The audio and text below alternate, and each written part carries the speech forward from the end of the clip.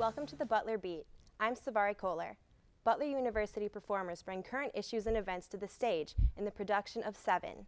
The play is about 7 extraordinary women who contributed to their country's human rights. Joining me today is senior Kate Powell. How are you doing today, Kate? I'm doing really well, thank you for asking. So tell me, Kate, what is the play Seven about?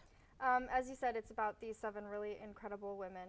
We have a woman from Russia who I portray, a woman from Guatemala, a woman from Northern Ireland, a woman from Pakistan, a woman from Afghanistan, and a woman from Nigeria. What am I forgetting?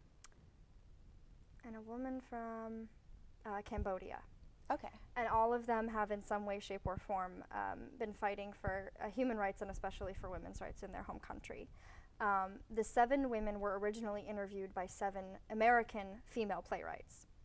And those 7 playwrights wrote 7 monologue plays, which range in length from 4 to 5 pages to about, the longest one's about 14 pages. We're actually performing those in the spring in the new Schrott Center.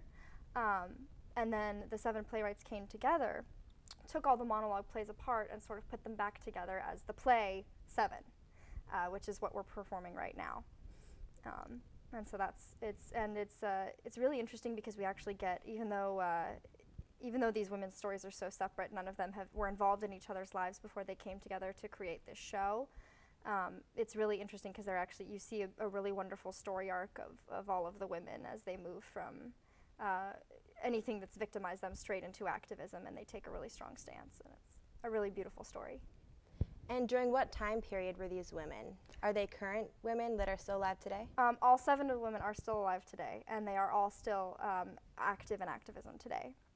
I know that I think the oldest one is the woman from Northern Ireland. She's about 60 years old, and when she talks about starting things, she's talking about the late 60s, early 70s was when she started becoming active. And then I know that my character opened up, what she did is she started opening up domestic violence hotlines in Russia, and she started the first one in 1993. So they range pretty much anywhere starting from 1960 up to the present day. Okay. Describe the character that you portray in the play. How is she socially significant? Marina Pisklikova Parker is a really incredible human being. She sort of stumbled, she was working at an institute, and they released a survey in a women's magazine because they were just coming out of the Soviet Union. And the survey was asking women, what's the hardest thing for you transitioning into this new Russian government? And they got 2 letters from women talking about these awful things that their husbands were doing to them, which was domestic violence. And she had literally never heard this term before. And so she talked to 2 of the women at her 2 mothers at her son's school about it, and discovered that both of these women were being abused. And so she sort of accidentally stumbled into this and decided we need to do something about this in this country. And she found out that no one else was doing anything, that social services couldn't do anything, that the police wouldn't do anything. So she said, well, that's fine, I'll do it. And so in 1993, she opened up the very first, just her in an office with a phone, opened up the first domestic violence hotline for women in Russia. And how did you bring this character to life and represent her as an actress? I started with reading. We were lucky enough to have both the play Seven, and I read that more times than I can count. And we also have included in the script are what we're calling journeys, which are the 7 separate monologues. And so I also read her monologue, which gave me a lot more detail about her life, about her activism. And then I started working on a Russian dialect because that's where she's from, and so we had decided really early on that it was going to be important that these women really sound like their home country, that it would be really strange to have 7 American actresses sitting on stage sounding like American actresses. And then I started looking up anything I could find on the internet about Marina, and I was lucky enough there are several videos of her on YouTube and on other sites that I was able to find of her speaking and talking about what she's doing now. And so that was really helpful in helping me to learn about who she was as a person. And I discovered that she's such a strong person. She has this wonderful, quiet, calm, but constant, like a fast-moving river, strength in her. It's really beautiful and just so extraordinary. All of these women do, really. And then something else that really helped is that our sound designer, Sharath Patel, is actually the original sound designer from the original production of Seven. The reason he's here is because he's a past alum of Williams, our department head, and he came in and he has actually met all 7 of these women, and so he was able to tell us a little bit more about them and who they really were as a person, and so that's been really helpful to have him around. Could you give me an example of the Russian accent? Yes, I can. Just a second. Crisis Center for Women, how may I help you? Oh, wow. That was amazing. Thank you. So, as you said, there are 7 actresses playing 7 important women in this production. So, can you talk a little bit about the other international women and why they're important? Yes, I can. The woman from Cambodia, her name is Musakua, and she is someone who has spent most of her life working with human trafficking. I think she actually started working with refugees after, because the war in Vietnam at one point crossed over into Cambodia, and she went back to her country and sort of helped to rebuild it, because she was lucky enough to be able to escape and survive the war. Her family actually did not. And now she works a lot with human trafficking. Actually, most of the women in the play, that's now what they're focused on, is helping to stop human trafficking. Inez McCormick was primarily involved with organizing workers' unions, especially for women, and getting women into workers' unions to protect their jobs. And also, she was, at the time that she was active in her youth, there was still a lot going on with the differences between Irish Catholics and Irish Protestants. And all-out wars. People would beat each other and fight in the streets, and they would have peaceful protest marches and get attacked. She actually discusses in the play, that's one of the things she talks about, is an attack. Mm-hmm. And then there's, let's see, that's Inez McCormick from Northern Ireland. And then there's Farida Azizi from Afghanistan. What she used to do was she would disguise herself in a burqa, and she would walk literally over mountains to bring basic health care to women under the Taliban's rule, because men couldn't be trained as doctors, or women couldn't be trained as doctors rather, and men were not allowed to treat women. So she would have to sneak around Afghanistan. She would have walked over places where there were landmines. At night, she would just walk all over Afghanistan just to bring basic health care to women. Mukhtar Mai from Pakistan was gang raped by 4 men of a higher caste than her. She was in a peasant caste, and as an honor revenge, her rape was ordered by her own village council. And so she found out, actually from her, one of the most beautiful things that she says in the play, she talks about, and I think it's so important for American audiences to hear, is that she has this line, nowhere in the Quran does it say that Islam supports violence against women. And so she's about a little while after her rape, she's in worship on Sundays. On Sunday, and her religious leader says, this is a crime against you. You and your family should go file a police report immediately. And she does. And she's brought before a judge. And she begins this lawsuit. And she's paid what equates to about $8,000. And she decides to open up schools to educate the girls in her area, because she realizes that if you don't have education, you don't know what your rights are, you don't know anything, and you can't fight for your rights. And her 4 rapists were just released from prison. They were originally condemned to death, they've just been released, so she's reopened her lawsuit. Played by Brittany Staten is Hafsat Abiola from Nigeria. Okay. And her father was the elected president of Nigeria after a campaign in 1993, and he was imprisoned. Her mother was assassinated in the fight to free Nigeria from their corrupt military government. Her father was assassinated a few days before he was released in their fight against, to help fight against this military government in Nigeria. And now she kind of goes around talking about, she goes everywhere she can talking about the need to help Nigeria, to get it out of this corrupt government that it has going on now. There's Annabella de Leon from Guatemala. And she is a congresswoman in Guatemala. And she is, again, fighting corruption. A lot of the women that have the highest power, what they're actually fighting is corruption in their own governments, which is just so sad. And so she's working as a congresswoman, doing everything that she can to protect her people. She openly denounces the people that act against, she openly acts against government officials who are not working for the people of Guatemala. And she actually has a really beautiful story because she rose from poverty. She lived, her and her mother, her brother all lived in one small room, and now she's a congresswoman with all this incredible power, and she's a really powerful personality. She's kind of, once William described her as the class clown of the group. She's sort of the one who, like, when she is business, she is serious business, and you are going to do what she says. But she's, Sharath was kind enough to share with us, he said she's always the loudest person in the room, and she really likes having fun. She's a fun person. She loves her sweet wheelchair. And I think that's everyone. Okay. So each woman has a completely different story and background, and each woman comes to have her own success. How do all of these stories merge together in Seven to produce a singular, powerful theme? I think the overall, oh gosh, it's so hard to pick one theme because I feel like there are so many. We really do start off, at first it doesn't quite seem to have a real narrative going, but there are points where you can see, the really incredible thing I find about the structure of the play is that it was formed from just interviews. So all of these words that we're hearing are the words that the women actually spoke, and somehow they all said these things that fit together so beautifully. We have, what we really see is we don't have, it's a one-act play, and we don't really have a scene breakdown, so we don't have scene 1, scene 2, scene 3. But we've been able to find in reading of the play and studying it that there's a definite arc in the story. So we start off, we hear, each woman we hear a little bit about her life, what she's doing now, what she's working with, and then we sort of go backwards and we talk about what sparked her to be active the way that she is now. And then we hear, there's a whole section where each woman talks about her childhood, and then there's a section where each woman says, this is what changed my life. The really incredible thing there being that at least 3 of them specifically say, this is the moment that changed my life, in not so many words. They each use the word changed my life.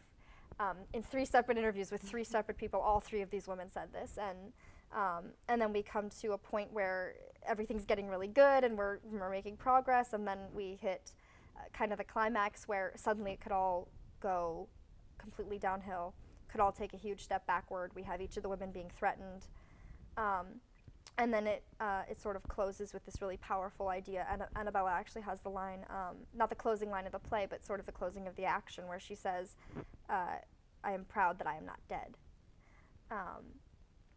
And then we have this really beautiful afterword from each of the women where they sort of close everything up. It's not really a resolution, it's a here we are now, and that's why we need to keep going. And so even though these stories are so totally separate, because each of the women, interestingly enough, because what each of the women did was so singular, there are similarities in their stories, which allow there to be an overarching, an arc of a story in the narrative of Seven. Okay.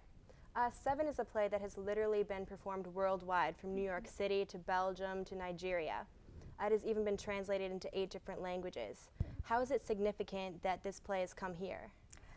One of the ways that we actually found out from William that it's really significant is that and we had some people last night as well, and there's an article somewhere floating around about it too, is that what this is allowing, what Seven being performed here at Butler is allowing, is to sort of take a microscope onto these issues and look at them in the area that we live in.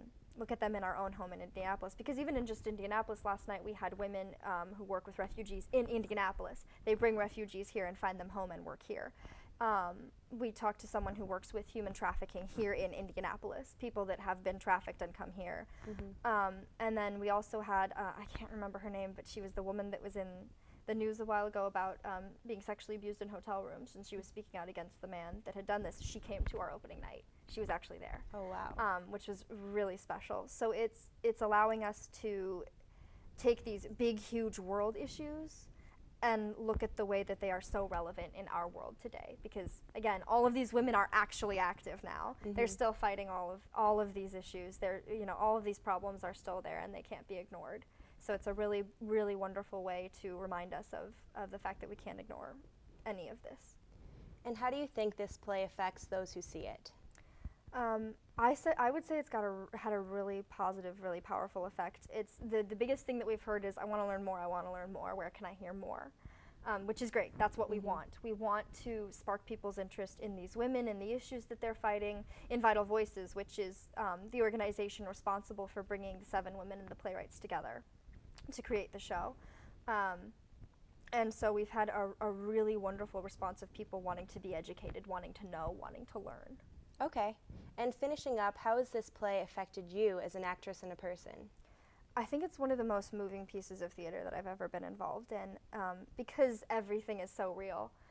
Because we spend a lot of time usually with plays saying, you know, this is a character we have to bring to life, but these women are already alive. You know, we don't have to bring them to life. They're here. They're alive in this world today.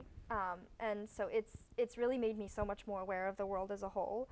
The idea that, you know, I was 3 years old in 1993. It's mind-boggling to me that in 1993, 3 years after I was born, domestic violence was a word that didn't exist in the Russian language. That's just, it shows you how much you care and how much you don't know.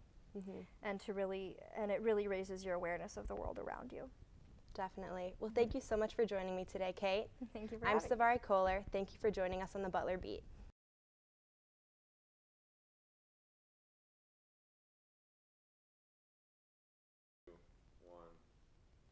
Welcome back to the Butler Beat. I'm Krista Miller. With all this talk about historically important women, where do we stand today in regard to equal rights? I got the insight of a few Butler students to see what they think. While more than half of Butler's student body is made up of female students working to get their degree and make a career out of what they've been studying, the issue of gender inequality in the workplace is still present. But what are Butler women saying? Kylie Burke is a recently engaged senior education major. She and her fiance will both graduate from Butler next May, but Kylie has worries that her plan of starting a family could hinder her ability to get a job.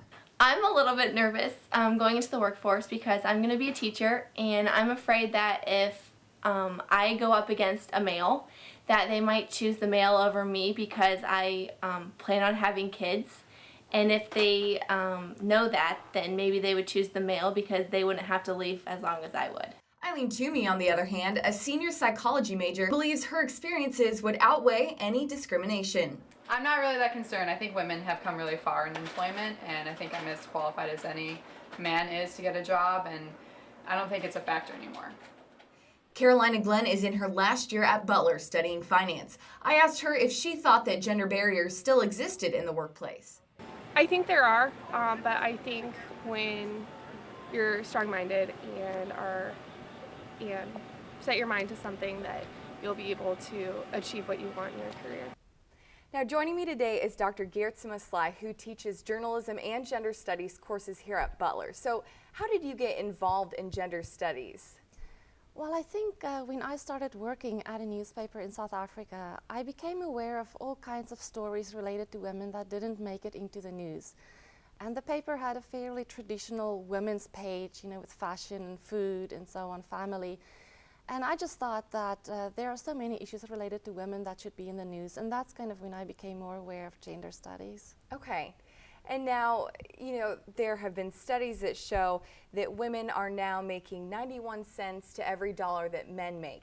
But still, there are only 20 women CEOs of Fortune 500 companies. So is there still a glass ceiling? Yeah.